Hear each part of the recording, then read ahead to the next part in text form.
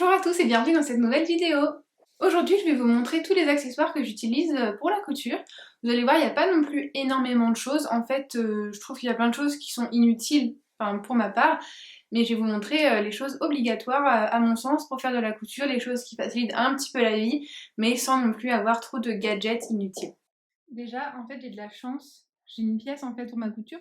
C'est une chambre d'amis qui deviendra une chambre pour bébé numéro 2, j'espère, dans pas trop longtemps. Donc là, il y a mon tissu. Là, j'ai mis une grande planche avec des tréteaux pour avoir bien de la place pour coudre. Là, il y a mon linge à repasser. Ma petite boîte que j'ai trouvée chez Leroy Merlin. Et voilà. Pour commencer, bien sûr, il y a la machine à coudre. Alors la mienne, elle est protégée, comme ça, c'est une housse de protection qui vient avec à l'achat.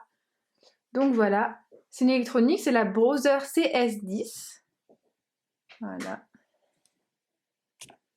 Et elle est très bien pour débuter, elle n'est pas très chère. Je l'ai payée environ 150 €, il me semble, il y a 2-3 ans.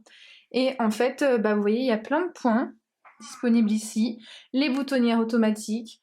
On peut décaler l'aiguille le plus à gauche, la mettre au milieu. Il y a les points zigzag, le point double avec l'aiguille double.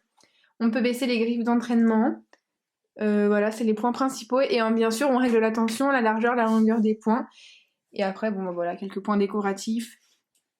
Le point de feston que j'ai utilisé la dernière fois, mais voilà, c'est pas le principal.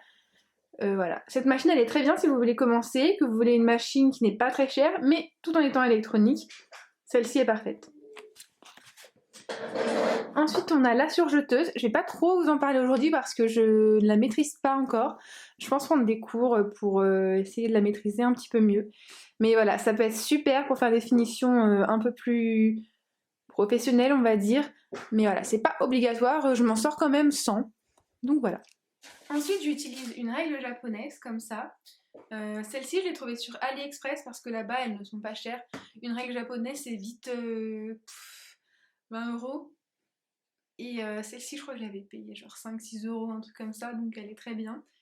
Et avec venait une petite équerre, comme ça, que j'utilise du coup quand je dois décalquer. Vous savez, on nous demande des fois dans les patrons de décalquer des bandes de tant de centimètres par tant de centimètres, et du coup, c'est pratique d'avoir l'équerre en fait pour pouvoir faire un angle droit. Donc voilà. Ça va me servir en fait pour découper mes patrons. Je voudrais investir à la longue dans, vous savez, cette machine où vous mettez les feuilles, vous la réglez à la bonne distance et vous coupez pour avoir vos patrons PDF découpés parfaitement. Mais en attendant, j'utilise un tapis de découpe qui vient d'Amazon et cette réglette. En fait, à la base, c'est pour découper le tissu, hein, mais moi, je m'en sers pour découper le papier. Et en fait, hop, je fais mes découpes comme ça. Oh, oui. Oui, le zèbre. Oh, il est là. Il est où le zèbre? Montre-moi. Montre-moi où est-ce qu'il est le zèbre. Oh, oui, il est là. Après, du coup, bien sûr, il nous faut un très bon ciseau de découpe pour le tissu. Donc moi, j'ai ceux-là. C'est mon conjoint qui me l'a acheté. Alors, pour la petite histoire, il m'a demandé si j'avais des ciseaux à l'étage dans mon bureau, là, pour découper du plastique, un truc pour sa voiture. On s'en fiche. Et je lui dis, oui, mais tu prends bien les ciseaux violets. C'est des ciseaux qui me servent aussi pour tout et rien, pour notamment le papier, etc. Voilà. Je lui dis, tu prends les ciseaux violets. Puis au bout d'une demi-heure, il n'était toujours pas redescendu et tout, j'ai eu un doute. Et je l'ai vu en train de couper son plastique avec mes ciseaux de couture. Alors je suis tombée dessus évidemment, mais je crois que tous nos mecs ont fait ça, hein, c'est pas possible. Ou même les conjoints, peu importe le conjoint, dites-moi, mais je pense qu'ils ont tous fait ça. Donc je lui suis tombée dessus évidemment et je dis, mes ciseaux, maintenant ils vont plus jamais couper et tout, machin, je vais devoir aller les affûter et tout ça. Et puis bon, on a pas, tous les 4 matins un affûteur qui vient chez nous, puis je suis pas forcément disponible pour y aller. Donc, je sais pas, j'étais un peu fâchée. Et je lui ai dit, voilà, tu vas voir, ça va plus couper. Et puis évidemment, quand j'ai voulu découper mon tissu, c'était mon tissu pour ma robe à carreaux, le tartan là de Noël. Ça marchait pas et j'étais vraiment pas contente. Du coup, il m'a dit, bon, attends, je vais te recommander des ciseaux et tout, c'est de ma faute, il marche plus. Donc, il m'a recommandé des ciseaux sur Amazon et il m'a pris des bons. Hop, et il y avait le petit coupe-fil qui va avec. Donc, ils sont vraiment super. Après j'ai un petit point, en fait ici ça se dévisse, en fait il suffit de revisser. Mais c'est vrai ils sont très lourds et ils coupent très très bien, donc vraiment je vous les recommande quand même. Bien sûr le découvite, évidemment, qui va avec toutes les machines à coudre, j'en ai même une avec ma surjeteuse, donc ça vous en avez partout. Donc un mètre ruban, comme ça, celui-là je ne sais plus où je l'ai eu, je vous en mettrai un en barre d'infos, mais on peut en retrouver partout des mètres rubans comme ça. J'ai acheté ça chez Mondial Tissu, donc c'est des crêtes tailleurs en fait. Alors pareil, j'essaierai de trouver des liens pour tout, mais ça je suis pas hyper fan pour marquer le tissu, je trouve que ça marche pas très bien. Je préfère, je vais essayer les stylos friction, je pense que ça fonctionne mieux et que c'est plus précis.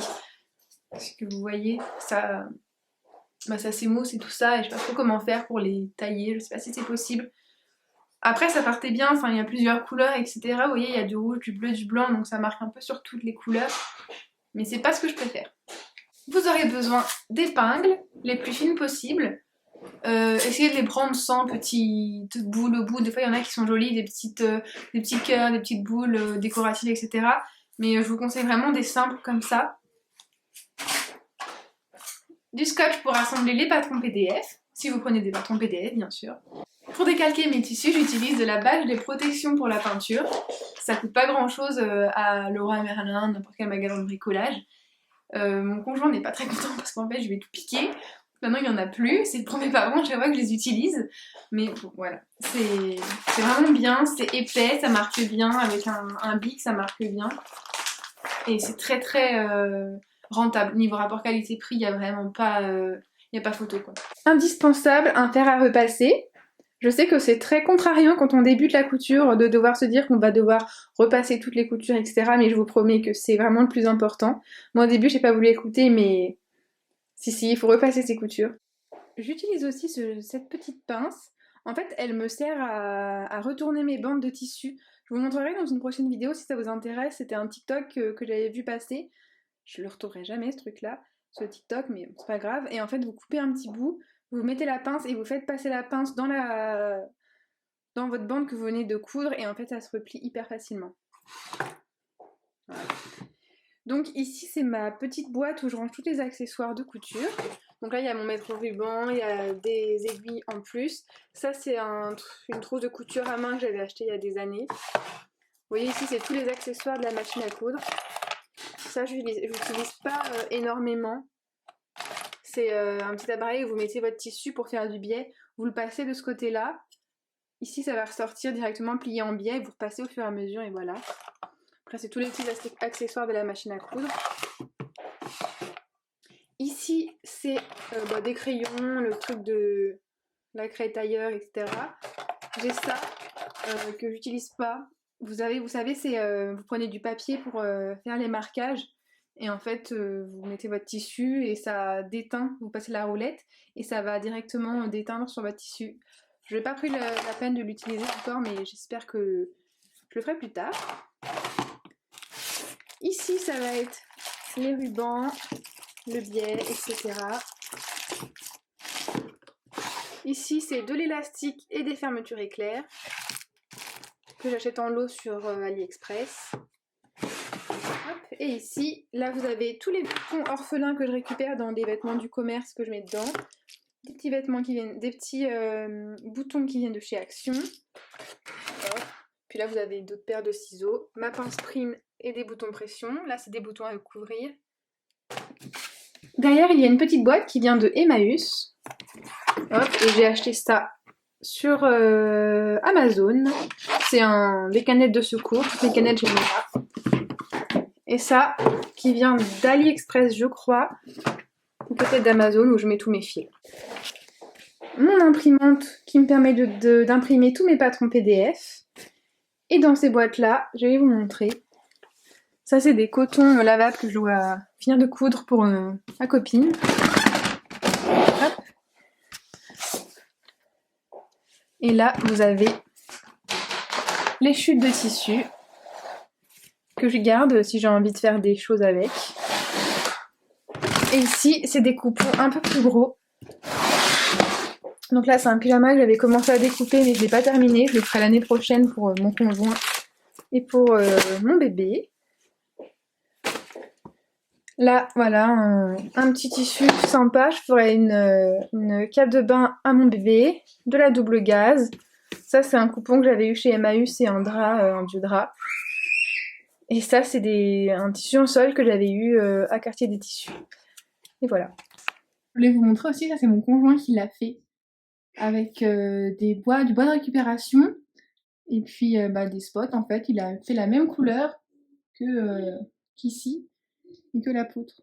J'ai encore oublié de filmer l'autre de la vidéo, donc là on est parti en vacances chez ma mamie, donc je vous fais ça vite fait pendant mon montage. J'espère que ça vous a plu et je vous retrouve prochainement pour une nouvelle vidéo.